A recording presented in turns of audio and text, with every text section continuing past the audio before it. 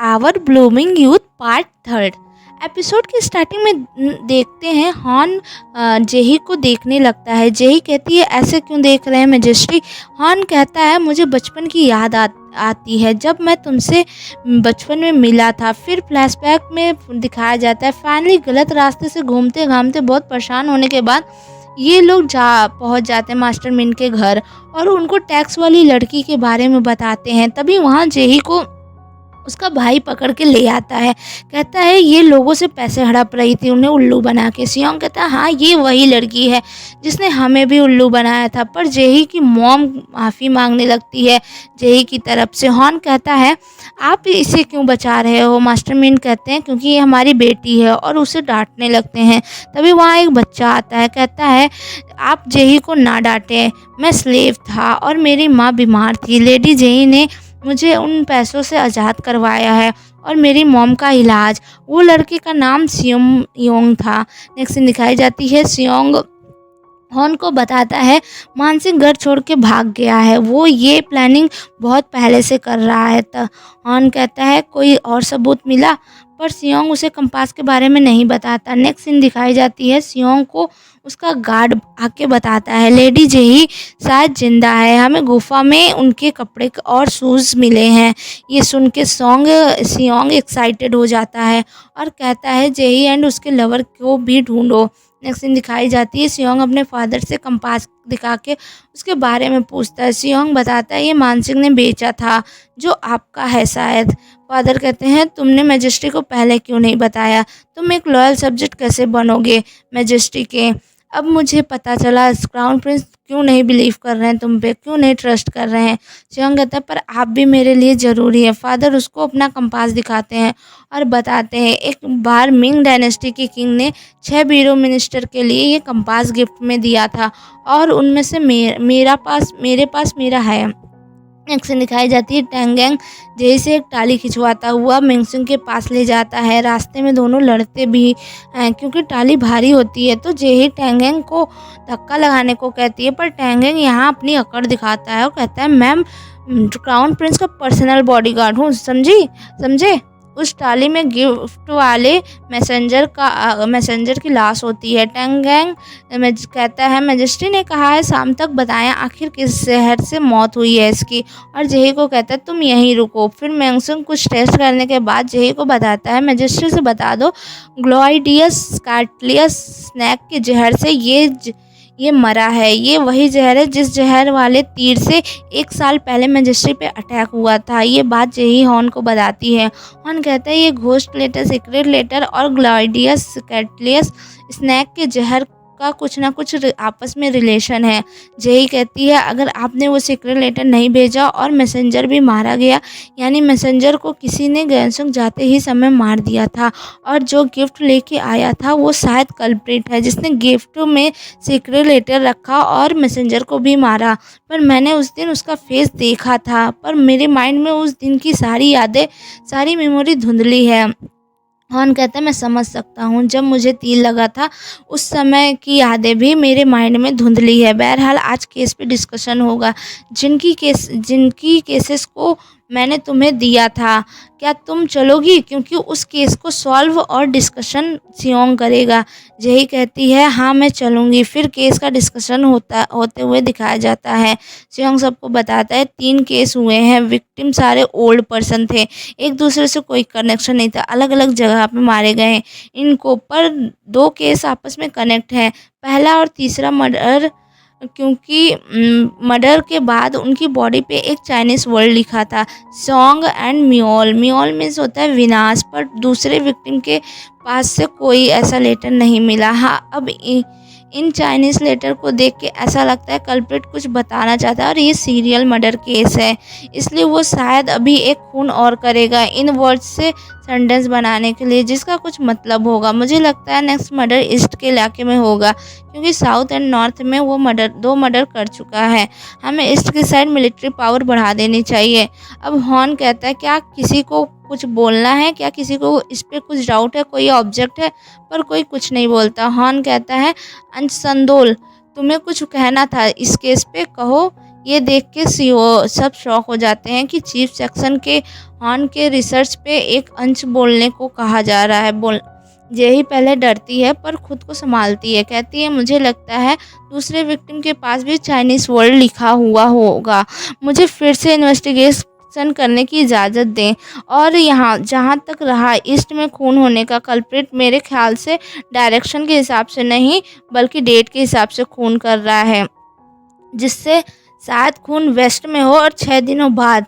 इस हिसाब से कल्प्रिट नेक्स्ट, क्योंकि सियोंग की इन्वेस्टिगेशन पे किसी ने आज तक सवाल नहीं उठाया था, तो सियोंग एंड जेही में बहस हो जाती है। ये सियोंग की इज्जत पे बात आ जाती है। हान कहता है सियोंग ने जो कहा वो सही है, ईस्ट साइड में सुरक्षा बढ़ा दी जाए, पर संदोल भी इस केस की री इन्वेस्टिगेशन कर सकता है। इस पे सियोंग को बुरा लगता है। नेक्स्ट सीन दिखाई जाती है हॉन लाइब्रेरी से बुक लाने को कहता है जेही को।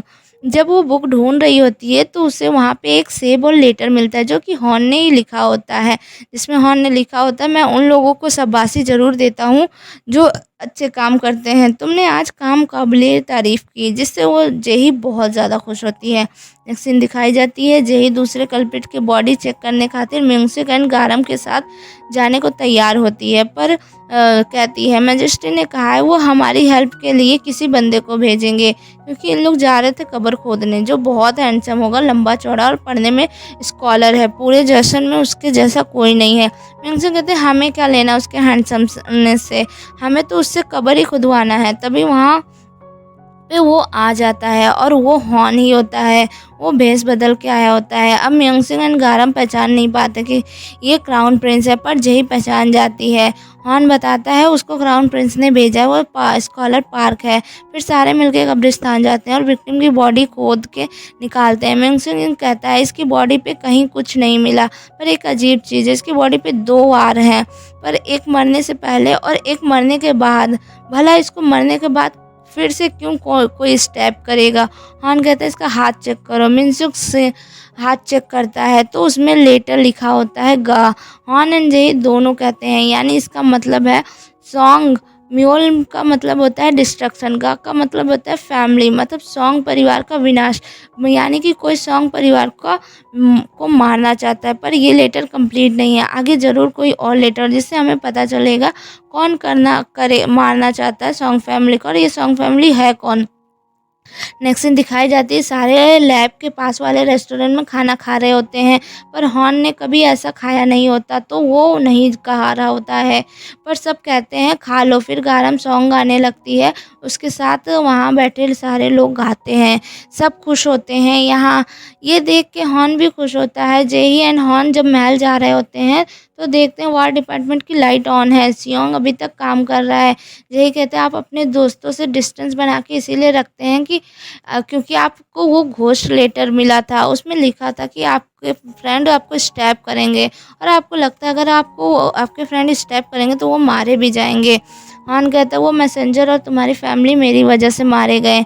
जेही कहती है उसने वो डर के बोल दिया था कि मेरी फैमिली आपकी वजह से मारी गई क्योंकि उस दिन आप मुझे निकालने वाले थे। हान कहता है सियोंग अभी थोड़ा नाराज़ होगा जो मैंने तुम्हें इन्वेस्टिगेशन की परमिशन दी है, वो सैड होगा, जाओ उसे कंसोल करो। जेही कहती है मैं उससे क्या कहूँगी, आप जाएं, और ज़बरदस्ती हॉर्न को अंदर भेज देती है। सियोंग हॉर्न को देख के कहता है आप मैजेस्टी अच्छा आप टहल रहे होंगे। हॉर्न कहता है हाँ पर तुम अभी तक काम कर रहे हो। सियोंग कहता है हाँ मैं आपसे कल मिलने आने वाला था। उसे कंपास देते हुए कहता है ये मानसिंह ने बेचा है, पर ये मेरे फादर का नहीं है। हॉर्न कहता है जब मैंने पूछा था यानी तुमने मुझसे झूठ बोला, मुझसे नहीं बताया। मिंग डायनेस्टी के किंग जब 2 साल पहले आए थे तो उन्होंने 6 ब्यूरो मिनिस्टर को दिया था, पर तुम्हारी हिम्मत कैसे हुई मुझसे झूठ बोलने की। सियोंग कहता है मैजेस्टी मैं बस कंफर्म करना चाहता था कि ये मेरे फादर का है कि नहीं, अगर उनका होता भी तो मैं आपका ही साथ देता, क्या आप मुझ पर ट्रस्ट नहीं करते। तभी गार्ड बाहर जेही को पकड़ लेते हैं। ये दोनों बाहर जाते हैं। सियोंग कहता है कि छोड़ दो इसे। मैजेस्टी कहता है आप मैजेस्टी टैंगैंग के साथ नहीं संदोल के साथ घूम रहे हैं।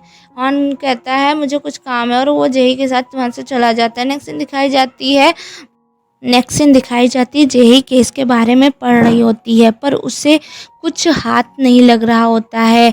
आपने अपने पास पड़ी बुक देख के बोलती है, मैजेस्टी ने कहा ये बुक 4 फेसेस ऑफ लाइफ पढ़ी है लोगों के लिए, मुझे भी पढ़ने को कहा, इस केस में हेल्प मिलेगी। ये बोल के तभी उसके माइंड में एक आइडिया स्ट्राइक होता है। 4 फेसेस ऑफ लाइफ यानी लाइफ के 4 फेस होते हैं। सियोंग, रा, ब्योंग, सा।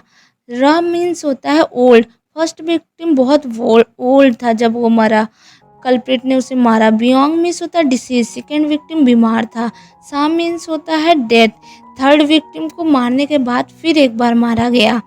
सियोंग मीन्स होता है न्यू लाइफ, नेक्स्ट विक्टिम कोई न्यू बॉर्न बेबी होगा।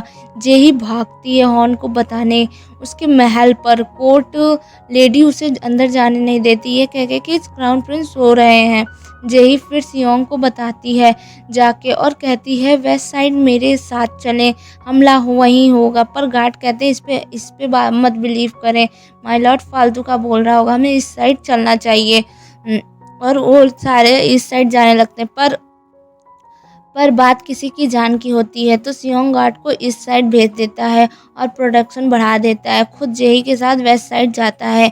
इधर दिखाया जाता है एक न्यू बॉर्न बेबी बॉर्न होता है, वहीं पे एक नकाबपोश मारने जाता है पर टाइम पे जेही एंड सियोंग पहुंच जाते हैं और इनमें खूब फाइट होती है। पर वो नकाबपोश जेही को जख्मी कर देता है, वो बेहोश हो जाती है, उसे मारने ही वाला होता है कि सियोंग बचा लेता है और उस नकाबपोश को पकड़ लेता है। गार्ड्स भी वहाँ जाते हैं और वो नकाबपोश एक शमन होती है, होंग टायांग के साथ वहाँ आ जाता है। वो जेही के लिए परेशान होता है। जेही की आज आँख थोड़ी सी खुलती है, जेही जख्मी होती है, कहती है मैजेस्टी मैंने किसी को बचाया, मैसेंजर और मेरी फैमिली की डेथ आपकी वजह से नहीं हुई, प्लीज़ आप खुद को जिम्मेदार ना समझें। और बेहोश हो जाती है, उसे उठा के ले जाने लगता है। सियोंग रोकता है, आपको ऐसा नहीं करना चाहिए। हॉर्न कहता है इसको मैंने हायर किया है, ये मेरी रिस्पॉन्सिबिलिटी और मुझे इस पे ट्रस्ट है। और जेही को वहाँ से ले जाता है, जो वो जेही का खुद इलाज करना चाहता था ताकि किसी को पता ना चले वो लड़की है। पर सियोंग को ये लगता है हॉर्न उस पर ट्रस्ट नहीं करता है जबकि वो बचपन से उसके साथ है। और ये एपिसोड यहीं ख़त्म हो जाता है। आप मुझे कमेंट करके बताएं ये ड्रामा आपको कैसा लग रहा है। Thank you.